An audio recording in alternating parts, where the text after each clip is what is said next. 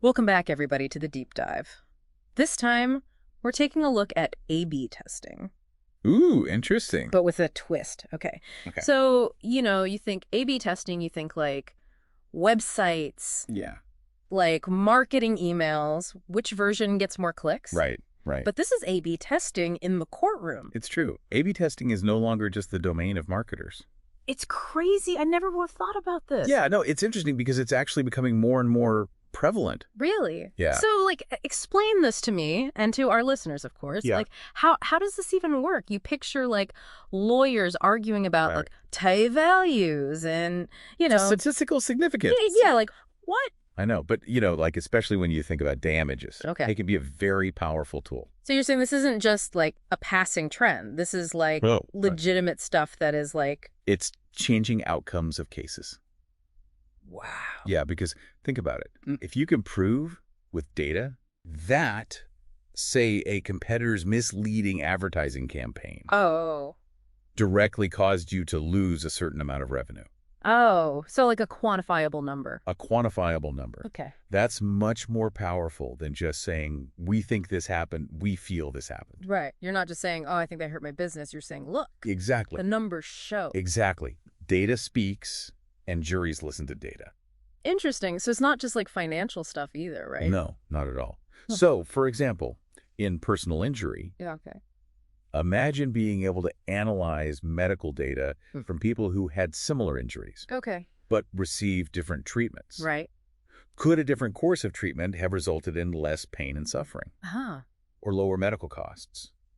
A/B testing can help answer that. Wow. That is fascinating. Yeah. So it really makes you think about like what's possible with this. And one of the things we read about was Yeah. this company, Truco, okay? Uh-huh. And they were involved in a case that had to do with the Defend Trade Secrets Act. Yes, the Defend Trade Secrets Act.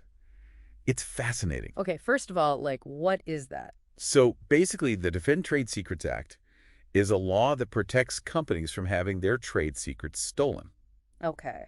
So, those secret formulas or algorithms or software code. All right, like the secret recipe. Exactly, the secret recipe. And if someone profits unfairly from stealing those secrets, Uh-huh. the law allows the company to recover damages. Gotcha. So it's kind of like saying, Yeah. if you steal my recipe and then you make $1 million Right. from your restaurant from my recipe, like you owe me some of that money. Yeah, exactly. Okay, I get it. And in the Trucco case, A/B testing was used to figure out exactly how much money Trucco was owed. Okay, so tell me how. So experts used A/B testing on Trucco's financial data to see what happened before and after. Got it. They started using the stolen software. So they looked at things like profits from sales, money saved on R&D, Oh, wow. and even how much the company's value increased because of the software. So it's like a with and without the software. Exactly. They created a before and after picture. Gotcha. But here's where it gets even cooler. They used a technique called detrending. Detrending. Okay, I'm going to need you like ELI 5 on this one. Okay, so imagine you're looking at a company's financial data, Uh-huh. and it's all over the place, ups and downs. Yeah. Maybe the economy was good one year, Right. bad another year. Yeah. Detrending helps filter out all that noise. Okay. So you can zero in on the specific impact of the stolen software. So you're saying it's like Yeah. getting rid of all the extra stuff so you can just see Exactly. like the software boom. Exactly. It's like using a magnifying glass Okay, that makes sense. to see the true damage. So like what did this detrending show?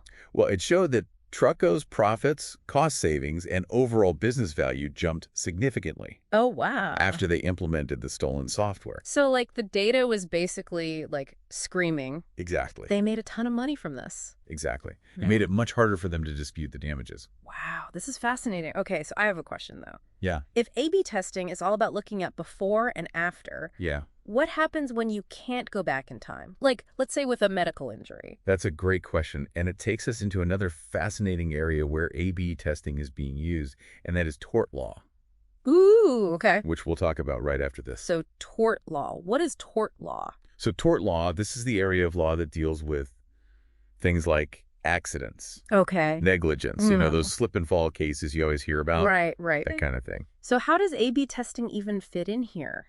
Well, let's say someone is injured in a car accident Okay. and they suffer a serious back injury. Oof. Yeah. A/B testing can be used to compare the medical outcomes of patients who receive different types of treatment Okay. for similar injuries. So, like, could a different treatment Exactly. have led to a better outcome? A better outcome, less pain, Yeah. faster recovery, lower medical costs, all of that.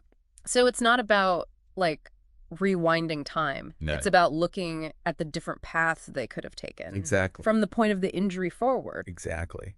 And that can be really powerful in a lawsuit because it helps answer the question, Yeah. could things have been different?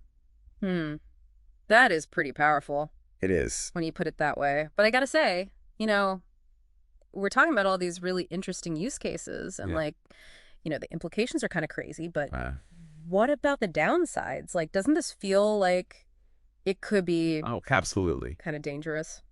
There are definitely ethical considerations here Yeah. and potential for misuse, especially if, Yeah. the companies with the deepest pockets can just hire Yeah. armies of data scientists Right, to skew the results in their favor. exactly. Oh, So how do we That's a really good question. prevent that? So I think one of the most important things is to establish clear guidelines, standards for how this evidence is collected, Yeah. analyzed, Oh. and presented in court. Right, so it's like everyone's playing by the same rules. Playing by the same rules. That's a great way to put it. Okay, yeah, that makes sense. And then education. Oh, yeah, of course. So we need to make sure that lawyers, judges, juries Right. understand the strengths Yeah. and limitations of A/B testing.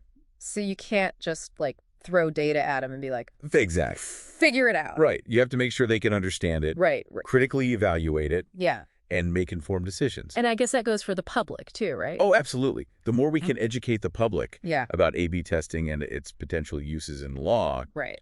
the better. The better we can, Yeah, safeguard against its misuse. exactly. Transparency is also key. Okay. So being very clear about the methods used, the data sources, Yeah. the assumptions made, it all needs to be laid out Right. for everyone to see Makes sense. and scrutinize.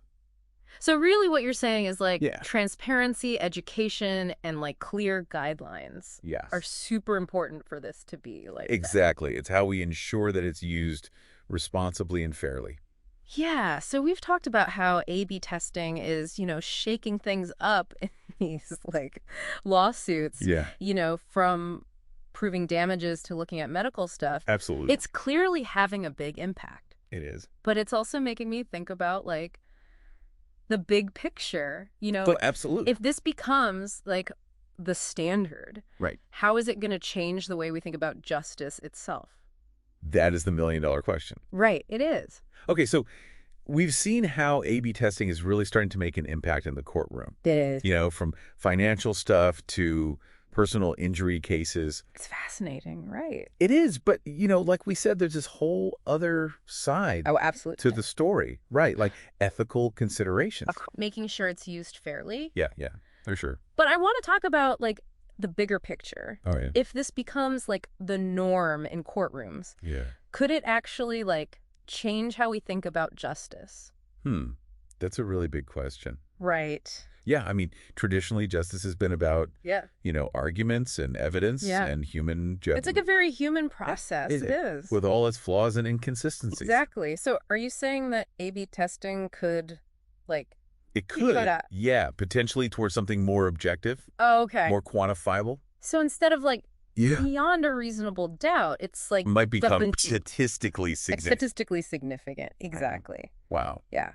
Which raises a whole bunch of other questions. Right, Say, for example, Yeah. if data says someone's more likely to commit a crime, Yeah, does that mean they should be treated differently? right, even if they haven't.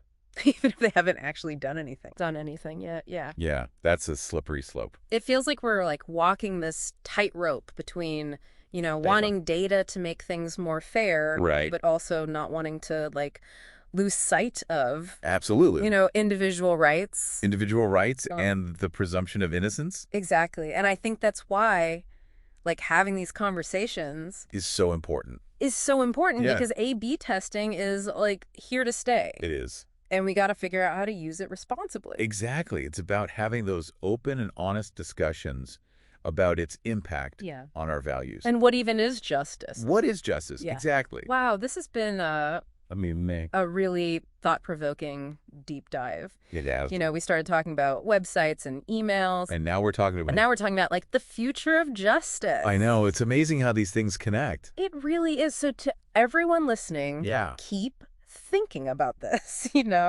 Like, how is this going to change things? What are your hopes, your concerns? It's a conversation we all need to be a part of. Absolutely. Thanks for joining us on the deep dive. Yeah, thanks for listening, everybody.